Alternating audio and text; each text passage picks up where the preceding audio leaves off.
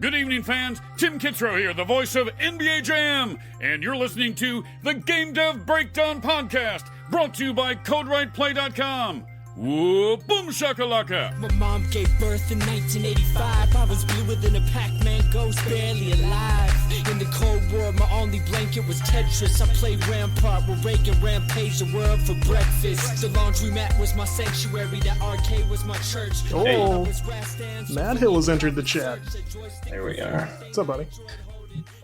Say something else. I noticed you got the cage open. Is your daughter just running free right now? She loves that thing more than the dog does, and the dog really likes it. A lot of kids do. Yeah.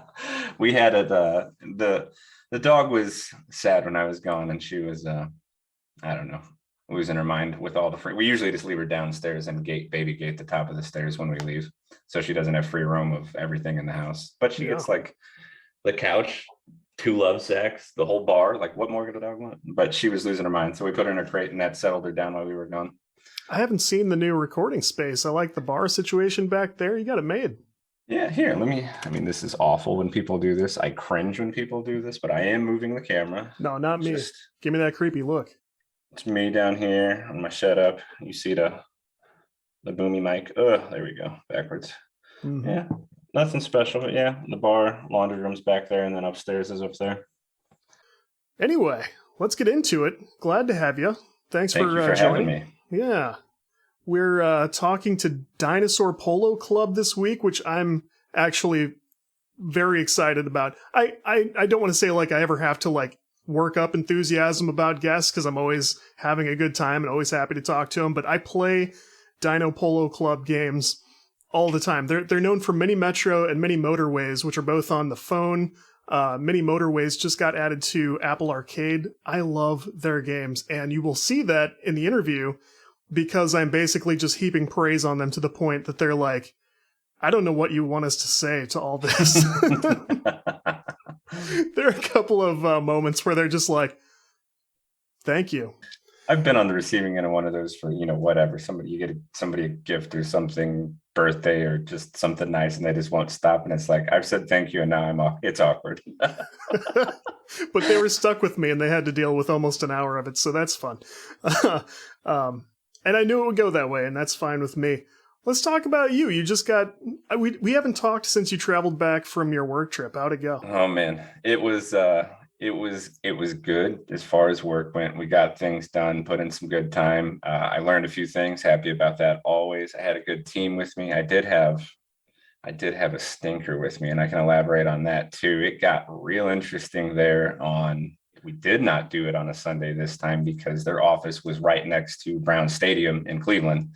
Yeah. And they weren't kidding when they said everybody and the brother was out, because I sent you a couple photos and I was like, there are drunk people everywhere. It was weird. There would have been no walking anywhere, getting to do anything. So I didn't even leave the hotel on Sunday, but we pushed it a day, worked some late nights / early mornings, some of those days, but we got it done. They can just come in. We show them everything. It's less to do outside of business hours. That way you don't get there on Monday and you're like, crap, none of my stuff works. This is all just different enough to be a pain, so on.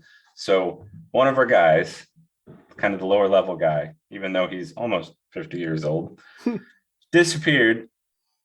We all called it fairly early because we worked the previous night till about 1 a.m. and they're an hour ahead. So, midnight-ish our time, and text everybody the next morning like, hey, heading downstairs, getting ready to leave. No response from him. The other 2 guys are like, hey, we're here. We wait a few more minutes, radio silence. We're like, he's a big boy. He'll do him. Yeah. We walk down the street to the office. We get there, 9 o'clock, 10 o'clock, 11 o'clock. It was damn near like noon their time. And this guy finally texts us in the thread and says, oh no, my phone didn't charge. I'll be there in a half hour. Well, like almost another hour later, he shows up and I was just like, oh my God, you've got to be kidding me right now. So, and then he shows up and he continues. We're on camera, so I could do this. He continues after he gets there. We're sitting at our laptops doing a couple things before we're jumping and running around. And I bet the rest of the day he was doing. Oh no. Like right in front of the regional guy who's kind of the lead for the whole project. He just all day long he was sleeping. Then he's like, I'm starting to feel sick. And then I started to get upset because like, if this dude gets me sick and I have to catch 2 planes on the way back sick, I'm going to be upset because of your negligence. Anyway, it turned out to be fine. He mostly picked it up the rest of the trip or whatever. But that was good. But no, I had a good team, learned a lot, and missed the family, and I was definitely glad to be home after 6 days. So Yeah, your travel experience, oddly, because we're close, got me thinking about friendship on one of those days. And let me qualify that statement. We picked out a mobile game, COD Mobile, Call of Duty, and played for hours, several days, just because we normally like to get a couple of play sessions in per week anyway. And we couldn't do it on the consoles, and you had your phone stuff set up, and I think a controller? You had a controller, yeah, right? absolutely. I just plugged, I have it right here, actually. I can show the world. I love this that little thing. piece right here. Mm-hmm. You just attach this bottom piece to your controller, and then this unfolds, and you can put your phone in this little clamp, and you can play on a controller with your screen right there. That was cool. And I heard from another good friend of mine who I won't name, who I think you've met, and I love the guy. And he won't hear this either way, so I'm gonna throw him under the bus a little bit. But I heard from two friends that day. He got in touch with me for the first time in quite some time, other than social media, and was like, "Hey man, how's it going? I wanted to check in." And I thought that was nice. So we talked back and forth just a little bit. And our last few interactions were, I've been watching him do these really cool things out and about. Like, he got into rollerblading at skate parks and stuff, and I thought, like, and I was even commenting like, "Hey man, I've always wanted to try that, and I would love to do that. That looks so much fun." Hint, hint, you know. And never any calls, never any invites. but he got in touch with me the other day and was like, "Hey man, yeah, it's great to hear from you and everything. So I got this network problem at work." And I was like, "Yeah." And he's like, I'm out of things to try. I don't know how to do this. I was wondering if you could maybe help." I said, "You want me to help with your network problem at work?" And he did. It was like, "Here's the situation," sends me all these photos, all this detailed stuff about the issue. And he's like, and one of the things he sent me was like, "This guy had this problem on this forum, but the post is really long." Oh. And I was like, "Are you shitting me?" Oh, man. He wanted me to troubleshoot his office's network, and I was like, "Yeah, man, pretty busy. I really hope you work it out." Golly. And then Matt Hill did not let the distance between here and Cleveland stop us from playing some games. It worked out nicely. I felt like, you know, that's what you want friendship to look like, you know. It's because if you call me about a network issue, you know way more about networks than I do. But okay, programming issue, I would help you with that. I would look into that for you. Maybe not for days or anything, but I would take a look. Anyway, but, I can hear the little one. If you need to go let her back into the kennel, that's fine. Don't let me stop you. No, her and mommy, they came in for some water. They just they put up a new swing outside, and they were outside enjoying it. And I think throwing the ball around with the dog a little bit. So, like, I do know kids play in those things, and I totally get it. But like, if you had answered the call and she had been in there, I would have lost it forever and never gotten it back. Like, that would have been She'll it for me. She'll take books and her stuffed animals and everything, and just sit in there and play and close the door. And she's like, "All right, my house." And it's like, "All right then." Every family I know, the kids take toys in there, they hang out, they'll shut the door behind them, and hope to God, you know, Child and Family Services doesn't walk by the window. You know? I love that. Oh man, it's hilarious. She's funny. She cracks me up. It's never a dull moment with her. So, dude, I get it, man. I've spent more parenting time than normal this week, and I spend a lot. Baseline, you know. I've been teaching homeschool full time. Monday through Thursday, we do super long days, and then we get 3 days off. I'm glad we're doing it. It's the right thing for us, especially here in Missouri, where the public education system is burning down, and the attorney general is suing our local school district over mask mandates and stuff. Like, everything's going to hell. But it's still a real challenge to do homeschool here. It is wild. I'll do it. I don't care if I do it all through high school and then send them off to college. I won't hesitate at this point, but like, it is. They're going to have to get it together one way or another. People are just going to have to realize that this isn't what they think it is. And we're all just trying to be safe, and we just want better in general, period. The end. And right now, people really enjoy conflict, and it's like, it's not about that, you guys. Right. There's no working together anymore. I have a conversation your wife would probably, just to dive off onto this, not to get political or anything, because it's really not about that, but I think your wife's really going to laugh about this one, as will you. Okay. There was a conversation had, I won't do any names or places or where it came from, but basically you had to voice your opinion to a representative, and then they took it to a number one, and then you had that discussion from the many locations. The question was, in regards to getting tested every week, was what about cotton swabs causing cancer in nasal, passageways after prolonged use, and then babies catching cancer, basically. And I was like, I was the guy at work the other day. I was just like,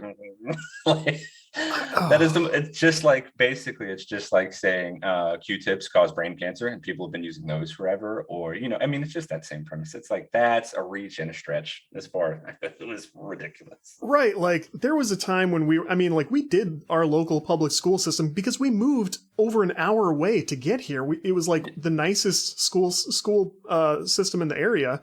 Yeah. And it's close to her work, and we were very excited. We had toured the place. We sent him to kindergarten. No, we sent him to preschool. Then the pandemic shut down preschool, and he did kindergarten remotely last year. Okay, fine. But, we were participating in the parent, community and trying to be active and kept up with the Facebook groups and everything. And these people had the stupidest... I don't have any problem with somebody going I'm concerned about vaccines. I don't understand what the virus can or can't do. I understand there's changing, guidelines from the CDC. Those are fine and valid observations. Now, they're all explained by science, and we still need to abide by them as we determine what's best in a situation. But I would say, it's smart to be concerned about all those too. For the record, ask questions, get knowledge. Right. There are wise concerns, things we should discuss, but instead, and this is a long-standing anti-vaxxer thing and stuff, they come up with these off-the-wall things just because they don't want to do it. And it's ultimately based on stuff like, my baby cries when he gets a shot, and so I don't want to do it, and you can't make me, and I have the following reasons. It's religious? No, it's not. No, it's not. It's going to give the kid cancer? No, it's not. We can't just go I have concerns or I don't understand it.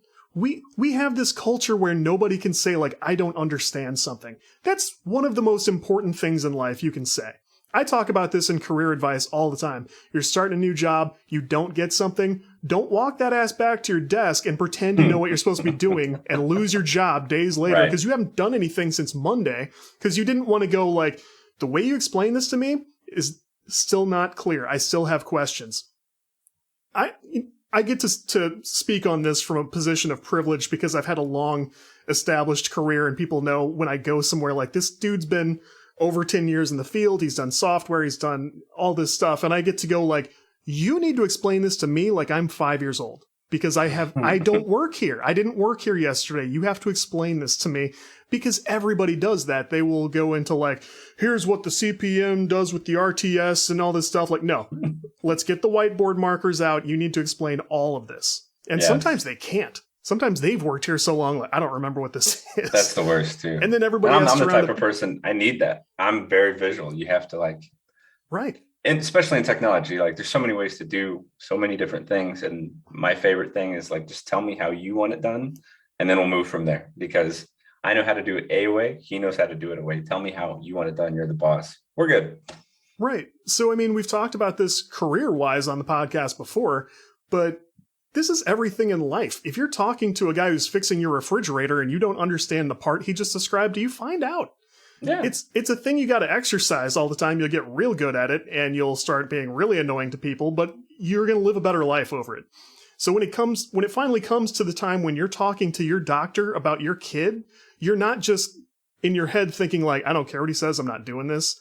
Or, you're not afraid to just go, could you explain to me the concept of, the way this was tested or the process this went through before, it came to your office to give my kid. These are valid concerns, but you have to be able to listen, to ask questions and listen to the answers and not go I think the mask is going to suffocate him to death, even though we've been using masks in society since the dawn of time. There's mask use in the Bible. Yeah.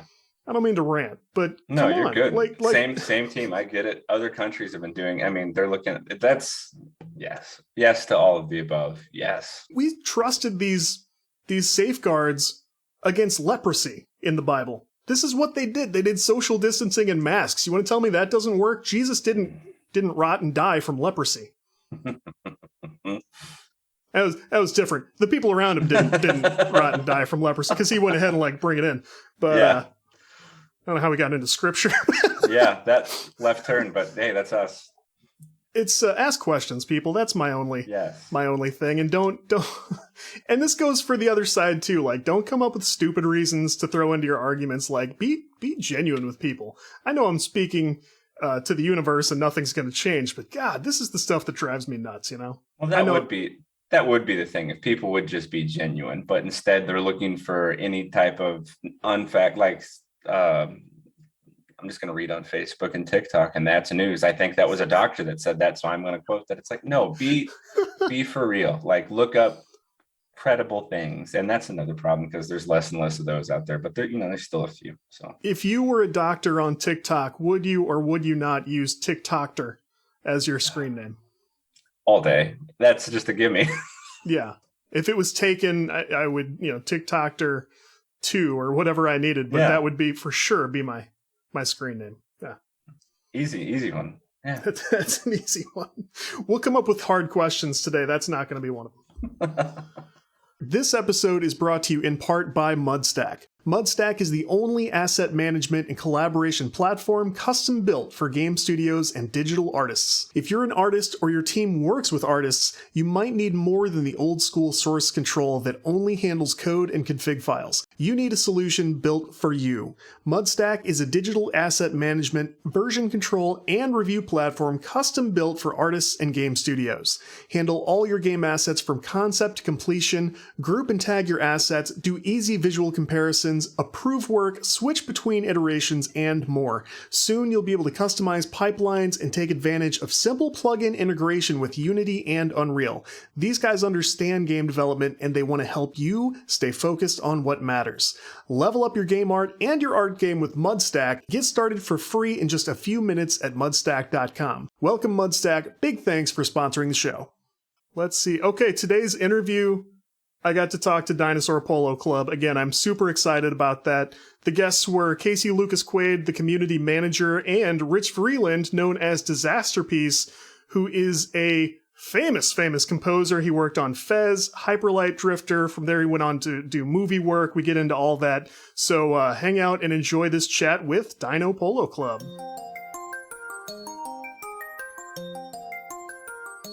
Casey and Rich, welcome. Thank you for jumping on a call. Yeah, happy to be here. It's great to see you. This has been in the works for a little while. I'm excited we got to do this.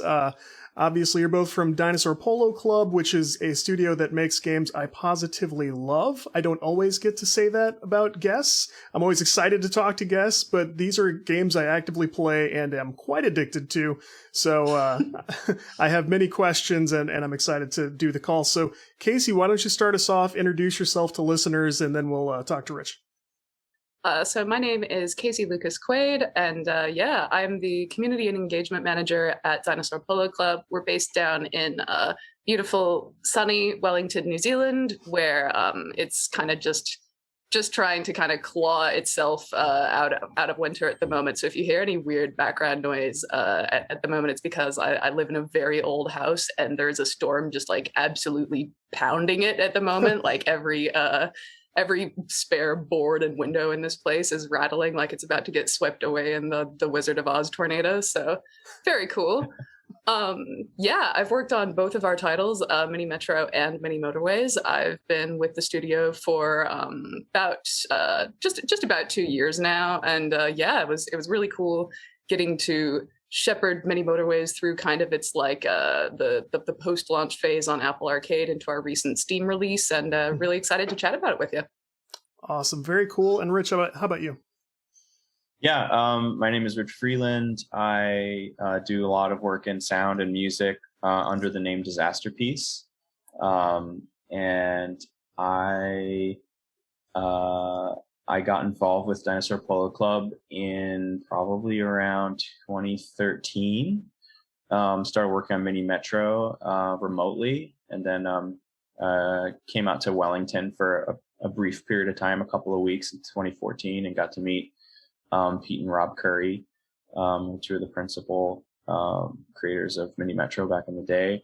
And I don't reside in New Zealand. I'm in Los Angeles and kind of been like a remote contributor to Dinosaur Polo Club for the last 7 or so years, working on Mini Metro, Mini Motorways, pretty much handling all things audio that aren't super low level and technical, overly technical. And yeah, it's been an absolute blast to work with them. They're super awesome. And I think a lot of people are going to know Rich's work. Do you want to give us the short list of some of the big games you've worked on, and even films and such, you know? Sure, yeah. I've worked on games like Fez and Hyperlight Drifter, Reigns. Movies I've worked on, It Follows. That's the most well-known one. Very cool. So it's an awesome portfolio, and I hardly know where to start with you guys, because again, these are games I really like, and you've done a lot of really great stuff for being in the mobile space. You've really kicked a lot of ass, if you don't mind me saying so. I got to know Mini Metro. That's like the best way to start out an interview. Thank you. Yeah, we should just leave now. It's over. We're done. And that's all we have for tonight. Run away. Y'all have just knocked it out of the park with this. The Steam release has gone through now. It was added to Apple Arcade. How recently was that?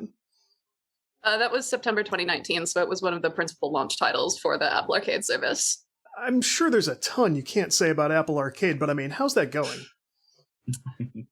We've actually had a really great time working with Apple on Arcade, and it's one of those things where it is certainly a decision that had to be made about how the game was going to be created and how it was going to be financed and where it was going to be available, which is one of those decisions that it inevitably will ruffle some feathers just if you did it differently the last time. And it was definitely a decision that the team thought long and hard about. There's actually a really excellent interview on pocketgamer.biz that Rob Curry did, going into kind of our methodologies for like why we chose to release the way we did and what options were available to us at the time. But one thing that is really interesting about releasing, I hesitate to call it a sequel, but releasing the second game in a series so many years after the first, is that apart from the fact that you have a pre-existing audience, which is fantastic, and of course a huge benefit, because you can draw on their feedback from the first game, you can draw on their willingness to support you in future ventures, but you're basically releasing into a brand new like ecosystem. So I could get into the kind of business side of things all day. I was the one who planned the Steam launch, so I've got kind of a head full of that crap. It's basically the difference between Mini Metro and Mini Motorways there is just that the entire landscape of what platforms were available to launch on, how you launch on them, how you make yourself visible on them, and how consumers interact with them has totally changed. That's a 6 years is just, it's a lifetime in game release terms. And so basically we had the opportunity to all but plan a thing from scratch. And one of the things that was definitely a huge difference is the complete change in the mobile app, just kind of the way the players interact with those games, and the rise of free to play with microtransactions type stuff. The premium mobile games, I hate saying stuff like market, but like it is kind of a marketing thing. It's completely different, and we were not going to be able to just release Mini Motorways the same way we released Mini Metro, because that just doesn't work the same way anymore. And so it meant making some changes and taking new opportunities as they were offered. And we felt very supported by Apple Arcade. We've been very lucky to be part of it, and we're really looking forward to continue to be part of it. So yeah.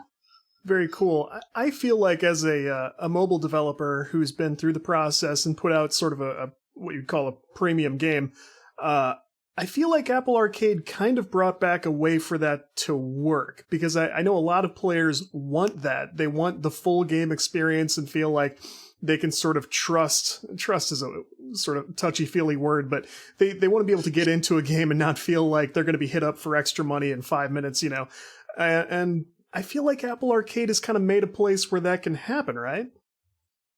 Yeah, and you can definitely see the kind of the way that people have responded to it by the success that a lot of titles have had on there, which is great. And you can also tell that people are obviously not all people. When I say people, I'm not speaking as if like every person who plays games is a monoculture. But lots of people are kind of fed up with the other model. I know that it's one of the things that you hear a lot of people talk about, being frustrated with, backing games on Kickstarter or backing games in early access, because like they kind of get to the point of where they play through the early access or the Kickstarter or the alpha experience, and then you get to, the big under construction sign at the end, because, the game's not done yet. Right. And if you've bought an early access game, you're like, oh, well, okay, it's an early access game. But like with the sort of, the freemium model, you get to that under construction sign and it's like, but we'll let you through if you give us a $5. And it just feels, right. It's just a little weird, and it's definitely a thing that a lot of developers have managed to train their customer base into being okay with doing, but it's something that I can't really see us ever getting that excited about, because it's just not really the type of games that we like to make, and it's not really the type of experience we like to have, and it's also just a little bit greasy, Candy Crush is awesome. It's fun. Like, I know a lot of people who play it. I know a lot of people who play the match 3s and have to play at certain times a day or stack up their little tokens and everything. I get it. I love games that bring new people in, but I'm always going to prefer to just go, here's a game I made. I hope you like it. And Mini Metro started as kind of a game jam project, didn't it? Yeah, so the original... Pardon? I just said I think so. Go ahead. Yeah. The original Mini Metro prototype was I believe it was the 2013 Ludum Dare game jam, and it just sort of grew from there. I'm pretty sure that Rob and Pete knocked out essentially the basics of Mini Metro in like a day. It was a very very quick thing that germinated very quickly, and obviously it's kind of grown in depth and complexity, and there's a lot more to it, and it's got more going on, like all the involvement from Jamie Churchman, who is one of the artistic collaborators, just helped it kind of grow and blossom brilliantly. And then Rich's work kind of like Jamie, if you're listening to this and you hear me say this, don't kick my ass. But I kind of feel like it was almost Rich's work on Mini Metro that kind of defined it just as much as the visuals, because it's just once you have played Mini Metro with that kind of full-on headphones on audio experience, you will be able to hear that. If you hear like a 10-second snippet of Mini Motorways, you will immediately know who it is. You'll immediately know who made it. It's like just as distinctive as the visual style. And the fact that something like that was able to kind of grow from a game jam seed is it's so cool. I was actually going to ask something to that effect, because I feel like I feel the same way. I played Mini Metro, I listened to it, I got the vibe that was kind of established, and that sort of is the Dinosaur Polo Club stamp to me. I played Mini Motorways and I went, oh yeah, these guys, and part of it was that vibe, that audio, experience that you helped establish, Rich. So it's not fair to ask you, like, how did you do that, but how did you do that? Well, it's interesting because I have to give a lot of credit to Rob and Pete because they sought me out specifically based on a really small project that I made that's not super well known. It's called January, and it was sort of my foray into trying to make a game of my own. It's this little game where you walk around and you lick snowflakes, and basically the music is completely procedural. It's the player can kind of control the way that the music unfolds, and they knew really early on that that's the direction that they wanted to go in. They wanted to bring on somebody who could create a procedural soundscape for the game. And so that's what we did. And the art style, the stuff that Jamie did, like all of that was a really big influence on the direction that I went in. I was sort of reacting to what they had made. The sort of minimalistic aesthetic of that game really propelled me in a direction to make the music minimalistic. And the way that I did that is to really make the sonic relationships to the things that are happening in the game, the mechanics, the gameplay, to make them very clear, like one-to-one relationships where, each thing has a particular sound. It's very tightly wound, not tightly wound, but it's very tightly coupled to this sort of musical experience. And most of the sounds are all made with sine waves, just the most basic kind of sound that you can have. And so that sort of idea of, the music being very tightly coupled to the gameplay, sort of blurring the lines between, what's a sound effect and what's music, and just having the whole experience be procedural. That kind of became the sonic identity of the mini games.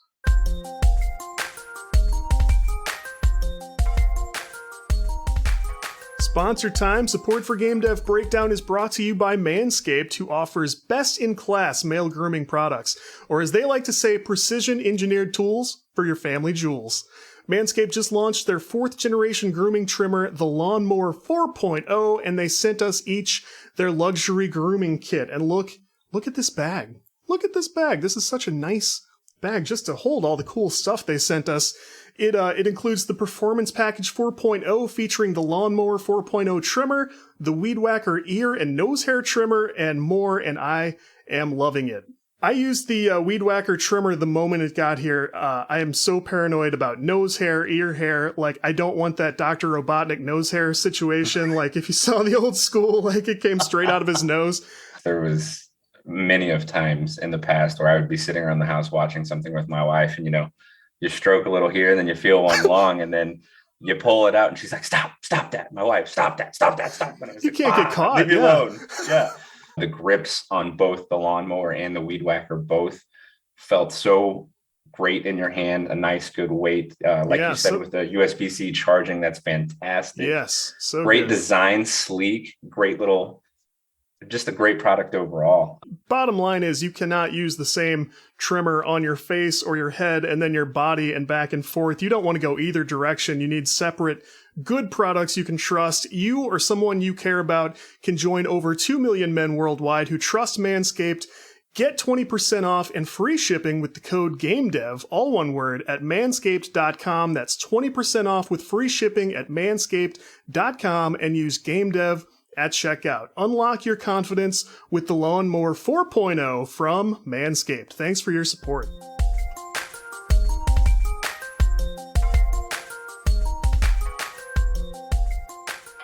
I guess for anybody who hasn't seen or tried the games, we should maybe go through sort of the elevator pitches for the games. How do you explain Mini Metro? I write the marketing copy, so it's really, I can just sort of recite the Steam page. But I'm gonna go for kind of a more a fun gameplay experience description rather than just saying picture yourself as the dude who controls the trains. You're a circle, and you're trying to get to another circle in a world where there are no roads.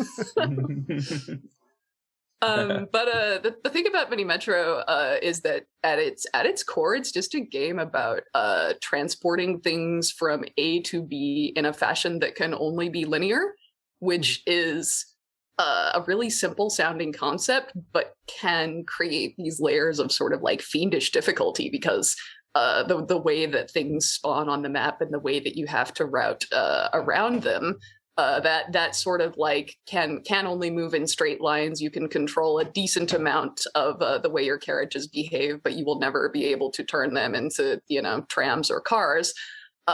It creates it's kind of this perfect fusion between really simple minimalist simulation, strategy, and puzzle.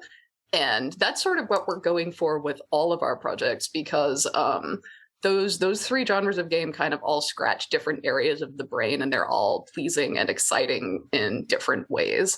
But to kind of walk a person through Mini Metro, assuming they have never even like looked at it before, essentially what you're doing is you are looking at a representation of a subway map. You are watching stations spawn on the map, and you just draw the lines that connect them. That's it. It's very simple. It's very straightforward. The game was designed to be something that you could pick up and play around with and get an immediate sense of satisfaction from simply playing with, like you're just picking it up and playing with it like it's a toy. And that responsive, receptive audio and the way that the game sort of responds to you when you like touch it and wiggle your fingers around and play with it is designed to make it immediately appealing from kind of the first time that you open it and mess around with it, even if you have no idea what you're doing, which is cool. Honestly, it's very it's one of the joys of working on these games has been seeing the way that they are able to connect with people who aren't the traditional kind of core gamer demographic, because they're able to just pick it up and play with it and listen to it sing, and, you know, like watch things grow and watch the colors and watch things move. And it's just yeah, I liken it almost to like picking up and playing with a toy rather than playing a game, which is very cool to me. Does everyone love this as much as I do? Am I crazy here? Right? It feels like you guys have had a really good response from like everyone I've talked to who knows about these games. That's a very lovely thing for you to say, first and foremost. Thank you. We have been absolutely blown away by the response to the Mini Motorways launch on arcade and then also on Steam, because like it's been kind of a solid 2 years actually of people being very appreciative, and the community has just responded in a way that's been very, very flattering. And yeah, I'm just staggered by the amount of people and the depth of the connections that have the people are making with the game. It's absolutely lovely to see. And yeah, I mean, I feel kind of put on the spot here, because you're like, so Casey, tell me, does everyone on planet Earth love your game? And like, That's true. What am I supposed to say to that, dude? That was, I mean, it is interesting, like the sort of the things that people have sort of noticed about Motorways that are different than Metro. Like there's this sort of you sort of get the, like a lot of people have sort of got this like almost like subversive sense that Mini Motorways is like a critique of like cars, because of just the experience of trying to build like a road system. Like there's a certain, even though Mini Metro is challenging in its own way, there's a certain like simplicity to that game that Mini Motorways gets chaotic in a very different way. Like it gets very like in my like, at least for me, it gets very it just gets very messy and very chaotic in a totally different way than Mini Metro does.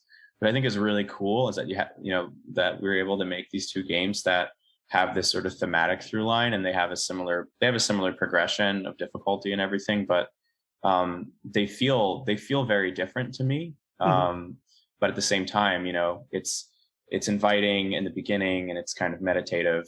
Then it gets kind of like crazy. And that was always one of the directions that I got and that we talked about, is like, we have to do whatever we can to kind of tamp down the stress factor, because even though the game is inviting in the beginning and kind of like brings you in nicely, it starts to get pretty hairy. And so definitely try to do that with the audio. It's a good point. Yeah. There is a certain element of like the way that evolves is a little more like high pressure. And for being what it is, and you sort of start to realize you're zooming out and your city is starting to get more doomed intense to me. Yeah. It feels doomed. Like when you're playing Mini Motorways, it's like this is just going to end badly. I know it. I'm just going to do the best I can. The game over state for the two games, when you think about it, is technically the same. You know, like you weren't able to continue conveying the thing in the way that the thing wishes to be conveyed. But like when you think about it from a sort of like emergent narrative perspective, it's actually quite different, because in Mini Metro, the failure state is, oh no, your subway system was so successful that too many people wanted to ride it, and they got upset with how long they had to wait for you and threw a fit. Game over. And then like the Mini Motorways game over is, it's literally the same type of game over, but it comes at you from this position of like, oh, baby made a gridlock. What have you done? Your people can't get anywhere. Your city is dying. Like, it's sort of like it sort of leads you in gently, like it takes you by the hand and, you know, like leads you down the road, and it's like, oh, look at your beautiful little city, and then it just sort of shoves you off the cliff. It does. It has and there's no good reason for this, but it's a distinctly different feeling. It's like the unspoken implication is like, the supply chain is broken down, your people are starving, no one's getting to work, no one can escape the interstate. Your fault. and you've done this, so I hope you enjoyed. Yeah. There's way more connections to make in Mini Motorways, I suppose, because there's so many houses, you know, there's so many individual houses and stuff versus like stations. So there's just naturally like a more manic kind of quality to the sort of like tapestry that you create. Yeah, and it looks more manic too, because there's so many little cars moving around on the screen, and I personally am not a particularly anxious person when I game, so it doesn't, like, I can look at it and just be like, oh, sick, this looks great, you know. Like, it doesn't bother me that much. But I know certain people in the studio, like when we're all playtesting together, you know, we'll all be huddled around the table, and we'll all be at kind of the same point in our game, and I'll just be like, oh yeah, this looks really good, like the colors on this are fantastic, this is great. And then like the person sitting next to me will be like, right. It's just a very, you know, it just sort of inspires different emotions in different people, I guess, which is cool, honestly, because art would be very boring if it evoked the same emotions in every single person who looked at it all the time. Yeah, absolutely. And still, at the end of a good round, I almost always grab the screenshot because I'm super impressed by the giant, super crowded thing I created, and I almost always put it on Twitter like, I wish this was an esport because I would be the best, which is silly. Like the Jackson Pollock generator, like urban planning. And speaking of chaos, here is a hard question for you, which you may not be as excited about. Some of these leaderboard scores are bullshit, right? I mean, come on. Oh yeah. Yeah, so basically the leaderboard situation is one that we are actively addressing for a number of reasons. First and foremost, unfortunately, the way that scores are submitted to Steam on almost every game that uses leaderboards, it's pretty easy to just edit the registry values and yeet off something that has no correlation to reality, which is disappointing. And one of the other things is that we had a really fun scenario where there were a couple of one was a bug and one was a sort of late game design and balance scenario on a couple of maps where provided you built your roads in a very specific way, chose certain upgrades judiciously, and kept a really close eye on your city as it was growing, you could kind of achieve a state of stasis where the game would pardon me, would just sort of start playing itself. And as long as you managed emergencies when they came up, it would just sort of keep chugging along until you got bored with it, basically. And so we started getting emails from players who were reporting this because, you know, it is technically not intended behavior. So it's good that they pointed it out. But people were pointing it out by saying things like, yeah, so I was like able to tape a stylus to my screen and keep the game going for 4.5 days. And I was just like, oh no, what? That's what we planned. That's what we designed for, right? Yeah, exactly.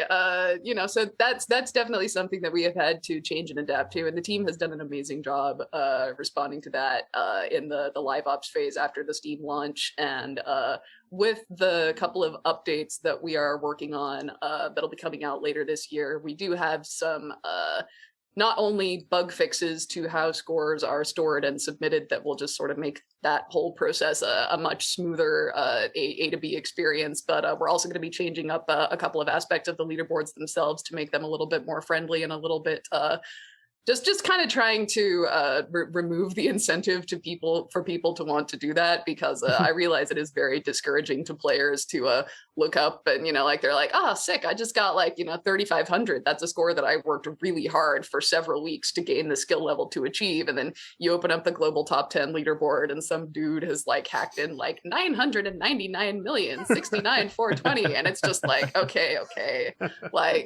You've had your fun. And honestly, I would have done that myself back in the day. I'm not pretending to be God's perfect gamer child, but we're just trying to make it an experience that doesn't reward people wanting to hack the game, which sounds so duh, but yeah, it still speaks to, how much people are enjoying it if they want to bother to do that. I mean, not every game is going through this, No, and when's the last time that you played a game that had a high score and you obsessively refreshed the leaderboard over and over again? You have to really care about something to do that. And so even though I joke about it, and even though some of it is definitely behavior that we wish wasn't as prevalent as it is, it all comes from a place of people really responding to the game and thinking it's cool and thinking it's worth engaging with. And that's neat.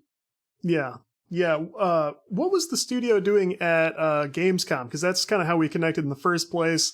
The studio had sort of invited me to talk at Gamescom, and I didn't end up participating in Gamescom, but I was glad that you were all able to sort of join me offline for the podcast. So what was going on? So we were just exhibiting at the Indie Arena booth that they have every year, which is sort of a... It's for those who aren't aware, just depending on where you might be based, Gamescom is a big event held over in Europe alongside DevCom every year.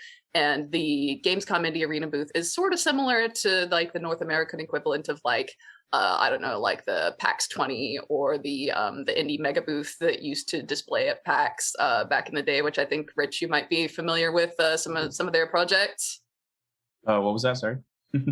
I was just saying, it's sort of we were doing this thing that was sort of like Indie Mega Booth, which I think you've been involved with some of their projects. They've had some really good stuff over the years, and definitely.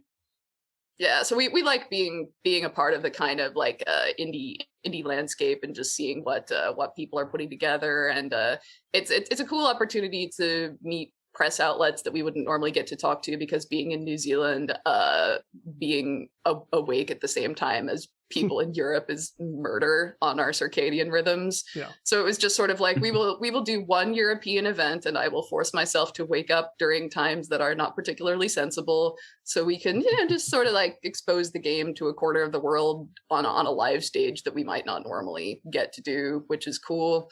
And it was enjoyable. It was a pretty hectic time, because just with everything else related to the launch and the post-launch period, there was just way more interest than we thought there would be. Yeah. It's constantly surprising, right? It feels like the weirdest kind of humble bragging to be well, no, I didn't expect the game to go. I feel like the reception of it has been outsized for the kind of games that they are, because it's such a niche type game, but it seems to really attract a lot of different kinds of people once they get into it, which is really a testament to the design of the games. I know it's still not a very big studio, right? It's still a pretty small team, smallish. I mean, that's one of those things define indie, define small. Well, true. We could go around in circles with that all night. So at the moment, we are at, I believe, 18 on-site team members, and then a handful of contractors kind of in New Zealand, and then a handful of people outside of the Wellington area, like Rich, and then we're still working with Jamie on Mini Metro as well. So 22, 23 people spread across 3 projects at the moment. So yeah. Sort of let me know what y'all are thinking about for the future. Do you know, is there discussion about that, or are you still in sort of support mode for Motorways? Well, the cool thing about the mini games is that we support them for a very long time. Like, Rich, how often do we ask you to do new stuff on Mini Metro for a game that's like however many years old at this point? You know? Yeah, a few times a year, and I pop in from time to time and just make sure everything's running smoothly and keep things up to date. And it's really nice that the studio is kind of continued to work on those games and make them just keep them relevant and keep the players happy and all that kind of stuff. It's been great. Yeah, and it's cool because I like the fact that once you kind of develop the framework for the updates, I don't want to say they become easy because nothing is ever easy, but there is a much more streamlined process once the game is out and once it's out on the platforms that we intend it to be out on. And building and expanding on it with new maps, new game modes, that sort of thing, becomes something that we can focus on. Just like, hey, so what would be a cool thing that people can enjoy playing with? Which is sort of the core of these games, I think, is really just like, what's a cool experience that people can play with? And I think we're very fortunate to be in a position where we can focus on that rather than having to I just know from other projects that I have worked on that there's a lot more like, okay, but will people buy this involved? Yeah. And yeah, and I mean, I'm sure you've been on projects like that as well, Rich. There's just always this kind of like the money specter lurking in the background. Like, well, it's not always common that a studio will release a game and then support it so closely for so many years after. A lot of times you see games come out and then the studio moves on to something else. And, maybe prior projects get a little bit neglected. And that's at the expense of maybe some of the more enthusiastic players who really like those games. So it's really cool that we get to keep those people happy. Yeah. And it's also just a neat creative experience because it's, I think in the studio, there is just so much like depth and understanding of how these games work when you've been working on them together as a team for such a long time. And you can just sort of dig around in their guts and try out new stuff all the time, which I just love. And that once you get that level of familiarity, there's just it almost kind of opens the door for creative stuff that you might not get a chance to go for if you were kind of only skimming along the surface of supporting a game. So, yeah. At Mini Motorways, like we even went so far as to, on the audio side, every city has its own logic basically for audio. So every time there's an update, it's an opportunity for me to basically go in there and have a little bit of fun and basically, create like a new feature set. It's not just like, plug in the same sounds and call it a day or whatever. There's actually like, it's like a playground. And that part is really fun. It's really satisfying. What I'm getting on this end is that the indie spirit is largely still alive here. And I think that's maybe an important factor when you're trying to answer the question, like, is this studio still, could you look at them as indie? Could you look at them as small? And it feels to me like, okay, you've had to go through some growing pains, of course, because it's successful and it's multi-platform and, you're working with Apple, which is cool. But it also does seem like you get to sort of still do the things you want to do. And that's maybe the most important factor for me when I look at a studio and go, is this indie or have they sort of moved on? Not that there's anything wrong with moving on, but it does seem like there could have been a more disappointing version of this where I went like, how's it going? And you went, however Apple tells us it's going, If it was going like that, I don't think I'd be allowed to say that on an interview, though. So, like, that's true. You never know. Like, maybe you need to decipher the Morse code in my blinks. Right. No, we're actually in a That's really good I'm place here. with that. Yeah. Rich is like secretly my handler. We have this like the hostage vibe going on. I just meant that I'm a little bit of an outsider, but that works too. Oh. Sorry, I took that to a really dark place. It helps scribbled on the notebook. That's understood. Okay.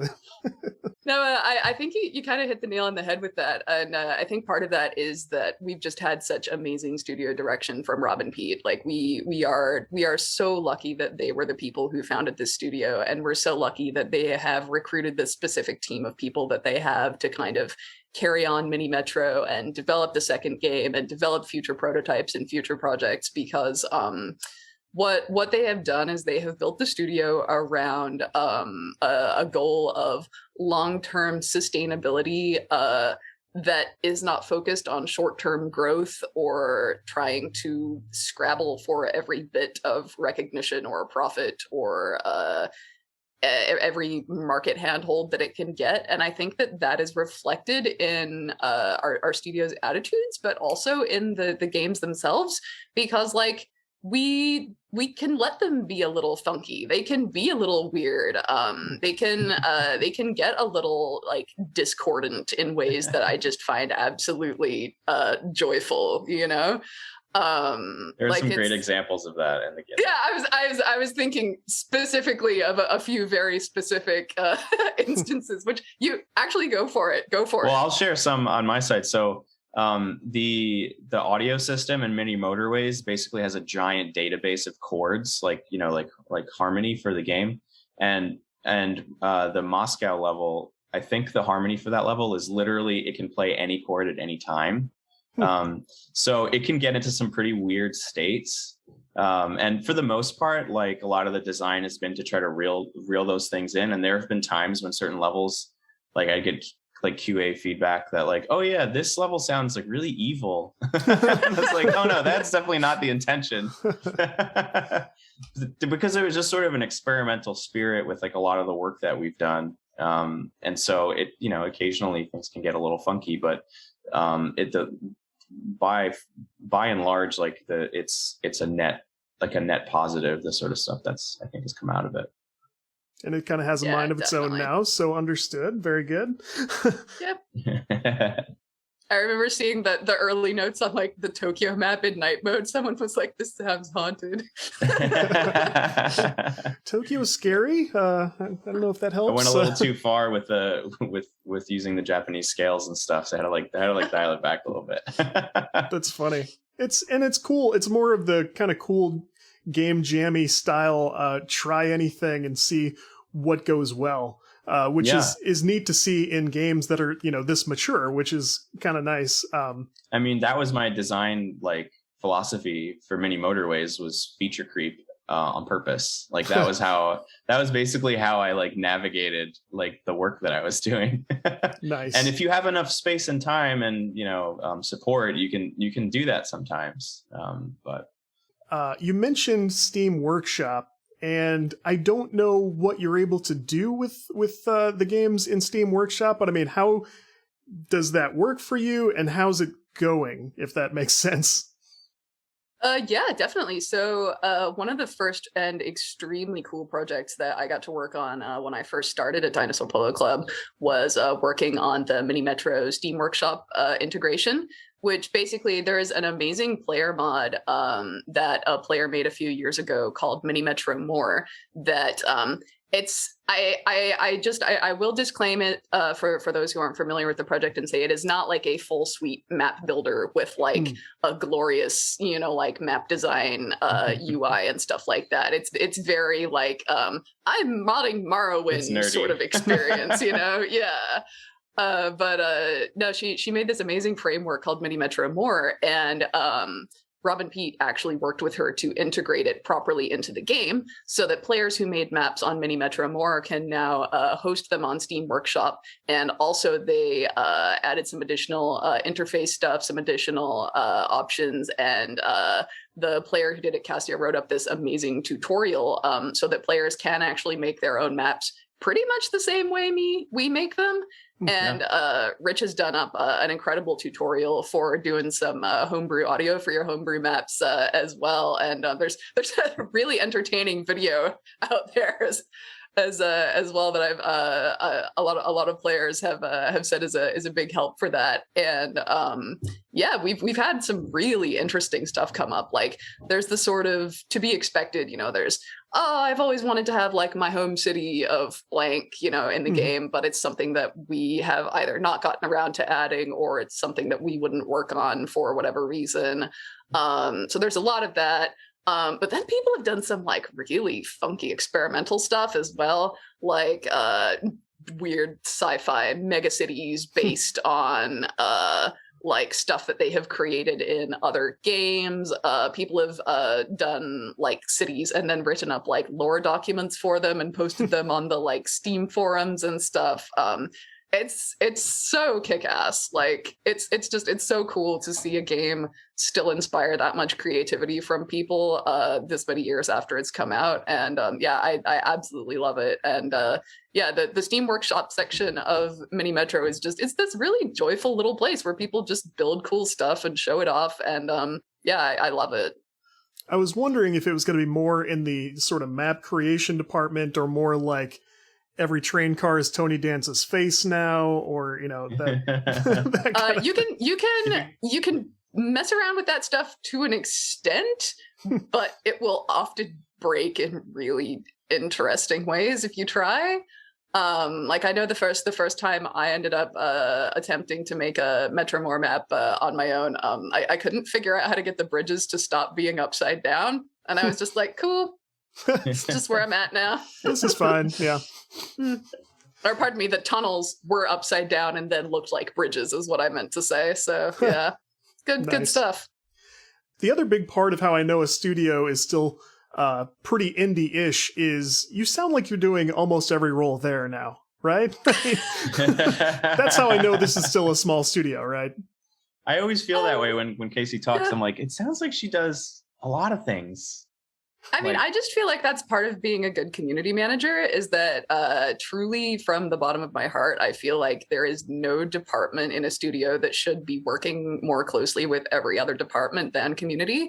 Because when you think about it, what you're doing is you are working first and foremost with the team to ensure that their decisions are going to be decisions that will make the game fun for players. In my case, I also, way back when I started the beta testing program and ran that for a while for the first few rounds until we got other folks on the team involved. And it's a much more collaborative thing. But for a while, it was just sort of like my conduit to the player base, collecting feedback, making sure that people were interested in the changes we were making to the game, making sure that they were beneficial, making sure they didn't target or affect one type of player over other types of players at the expense of other types of players' enjoyment.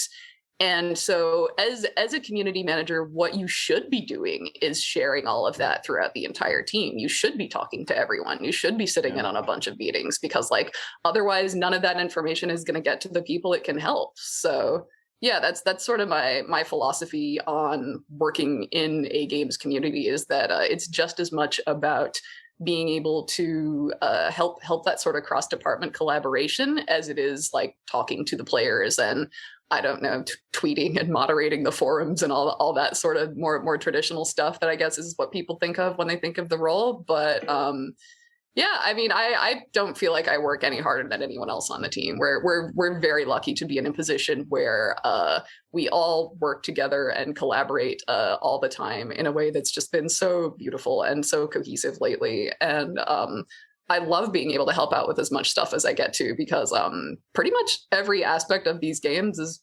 fun, Mm-hmm. Community is a role that, I mean, it's been around a while, but it's changed a lot, and it hasn't been around forever. So you clearly have a sense of like what you feel good community management entails. And as one of the first like official community managers to appear on the show, I think the podcast has been around a while too, but I can't remember many dedicated community folks I've had on. I would not be so unfair as to ask you like, what can you, like, how can you teach everyone to do community management? But like, where are some of the places you learned and developed that sense of like what good community management would involve? I was a 911 dispatcher when I was a teenager. That was probably my trial by fire. Would not have guessed. Yeah, manning the phones during hurricane season when I was like 18 years old in Texas. That was honestly like the best thing to ever prep me for gamers. Like just a very constant high stress environment to be working in. But like on a less glib note, I came up through the games industry by working in a position that was kind of hybrid community / player support / narrative on Telnet MUDs for years and years and years. And that's a really unique ecosystem to play with because people play MUDs for all kinds of different reasons, especially ones that have like PvP and permadeath and stuff like that. And it's about as different an experience to Mini Metro as you can possibly like have, but not in a bad way. But it just means that you are exposed to a huge, diverse audience of opinions, and you need to figure out why people play games, why they like games, why they get things out of your game that other people don't care about, why they prioritize certain features. And it's all just sort of it all just sort of comes down to being good at listening to people and figuring out what makes them happy and whether or not it's within your team's capabilities to deliver that. And if not, knowing how to nicely but firmly say, sorry, we're not going to do that. Yeah, it's interesting. Community is a field that's evolving a lot, I think, and it's also like indie and other terms like that. I think every studio does it a little bit differently, and every studio kind of has their own priorities for what their community department should be doing or how it should, be benefiting the rest of the team. But I think when you're working on sim games and strategy games and any sort of systems-based game where small changes in design will have a domino effect on the rest of the game, it's just really important to have a community department that is talking to everyone all of the time. Mm-hmm. You are the third emergency dispatcher I've known in recent. I know two. My brother-in-law used to be one, and I've got a close friend who is one also. And so it's funny to hear that transition. Of course, you're probably a very chill community manager because no one's bleeding, so everyone's fine, right? I like to think I'm chill, but like that's one of those things that's like, can you look in the mirror and say that you're looking inside your own eyeball? Like, I don't know, like that can a person objectively say whether they're chill or not? That's true.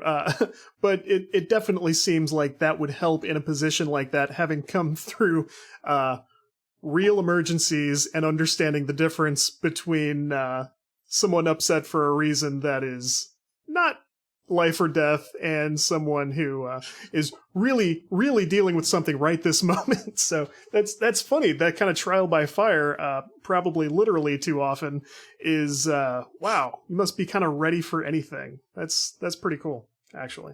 It's an evolving discipline, and I am not perfect by any means, and I'm still learning things all the time. Like these games have taught me so much. And working with people who have such a diverse background as our team members has taught me a lot as well.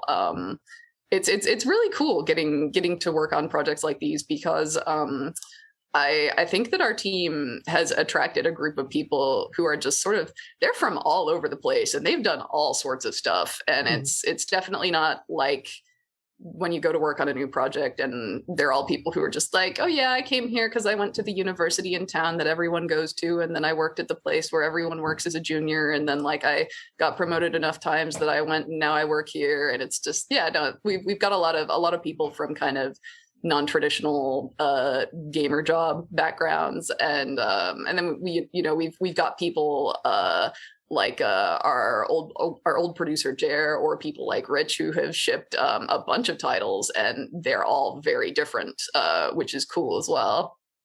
It all adds up. The games are great, and I hope to see more very cool projects in the future from Dinosaur Polo Club. As we sort of bring things home, Casey, maybe you can let people know where they can check stuff out, what they should look for online to sort of get familiar with the games, and then please, both of you, give some personal plugs also. Yeah, so we are very fortunate in that our studio name is distinctive enough that it was not taken as a username on a lot of places. So you can just find us at Dino Polo Club on any place that you can expect to find a game studio, really. We are pretty active on Twitter and Instagram.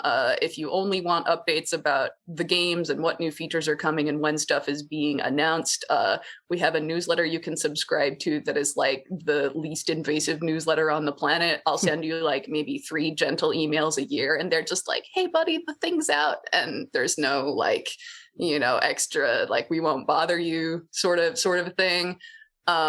You can keep up to date on the stuff that's happening, like changes wise on our various product pages on the Apple Arcade site and on Steam. And we're doing a lot at the moment. We've got some updates planned for later on in the year, and I'm very excited about it all. So, Rich, where can we look for you online? Yeah, my website is disasterpeace.com, and I have a mailing list that you could sign up for there. So if you want to follow me and my work, that's how you do it. Cool. And Casey, I know you do some personal stuff online. If you want to throw anything out there, don't have to. It's interesting, actually. When people are like, so what's like a personal project? It's like, I don't know. I write, I have some like short stories and essays and stuff that people can read online. But I guess one cool thing that I can plug now that it's been revealed is I did flavor text on the upcoming gangster themed Streets of New Capenna set for Magic the Gathering that's launching like I think early mid next year. So Nice. If you happen to play Magic and Mini Metro for some reason, both at the same time, like I got you. Yeah, no, it was a cool project, a fun thing to dip my toes into, and I'm excited to see how folks like it. Well, very cool. Thank you both for coming on, and we'll look forward to more cool stuff from the studio. Yeah, thank you so much for having us.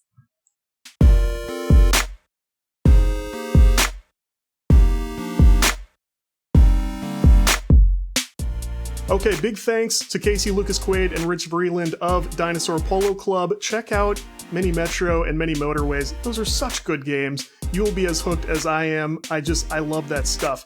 As for me, you can check out show notes at CodeWritePlay.com. Subscribe to GameDev Breakdown anywhere. Hit subscribe. Hit that follow button on Spotify. Consider leaving a rating and a review on Apple because that really helps us get out there fast. You can check out my book, Inside Video Game Creation, on Amazon. And Matt, tell us about your streams. You can find me at all the socials and streams at twitch.tv/OHC Mr. Day. Very nice. Tune in for a wide variety of things. You'll see me, Mechatodzilla, up there playing some Call of Duty, usually with the wife or the brother or somebody else out there, or just anything we feel like playing at the time. I'll throw up and just come join us, give us a follow, hang out, lurk in the chat, talk in the chat, whatever you feel. It's appreciated. Better than average chance you'll catch me on the streams also, or our circle of friends. It's a good group, and you could do a lot worse with your time. So Matt, thank you again. No problem. I appreciate being here. And catch all you guys next week.